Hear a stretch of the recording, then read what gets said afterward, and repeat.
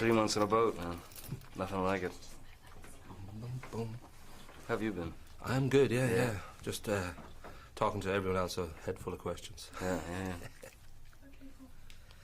And one of the fact that when you get ready for roles, like your character in Chocolat, you thought of Shane MacGowan. For Ed Wood, you had Ronald Reagan mixed in there with the Tin Man and Casey Kasem.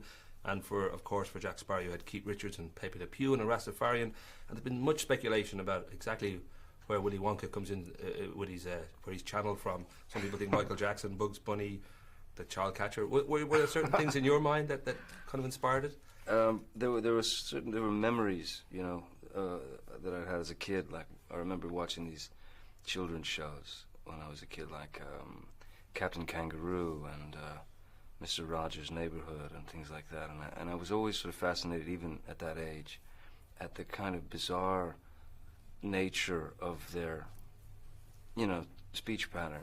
That whole sort of "Good afternoon, children. How are you?" That kind of thing. So I tried to take elements of that, memory, and combine it with also with like game show hosts that I'd watched, in the 70s.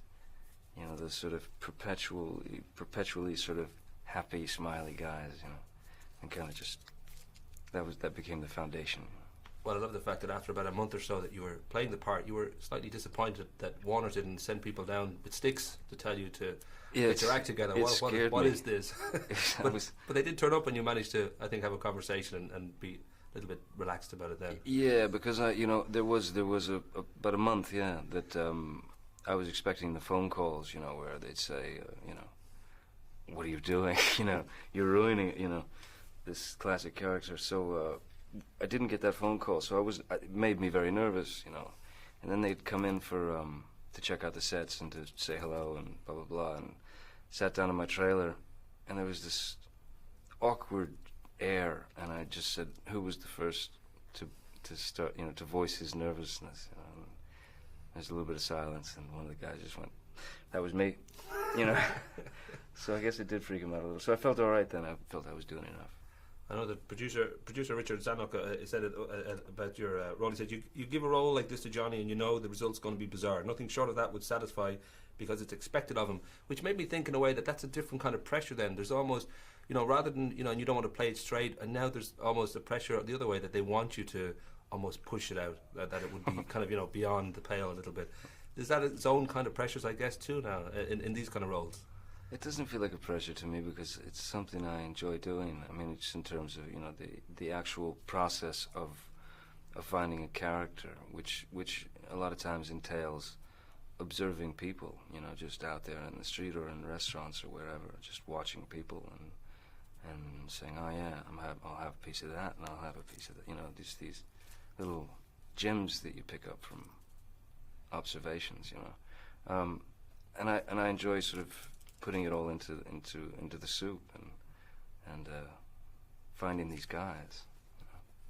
I know that early on in your career, that when you got out of 21 Jump Street and you managed to escape the whole teen idol thing, that it was a relief to you to make movies that you really felt good about, and they were kind of outsider roles and so forth. But in a way, with Pirates of the Caribbean, that's almost kind of come back at you, because I've nieces, I've daughters, I've so many people are crazy about Johnny Depp on the back of Pirates. It must be kind of surreal, because you've deliberately set yourself out to make movies that are a little bit offbeat, a little bit sort of left of centre, and yet you have the biggest success of your career at this stage. Has that side of it been kind of almost like a return to those sort of fame days, or being older and wiser, it's easier to cope with? Maybe because I'm older and hopefully slightly wiser than I was back in those days. I'm able to cope with what's been happening, but it's been an interesting ride, I must say. Just Pirates, the success of Pirates was a real shock to me, and but it's been incredible because you get the opportunity to go out in the street and you meet like a 5-year-old kid who says, "Hey, I really love Captain Jack," and then you turn the corner and there's an 85-year-old woman who says, "Oh, I really liked Captain Jack." It's very touching. It's very sweet.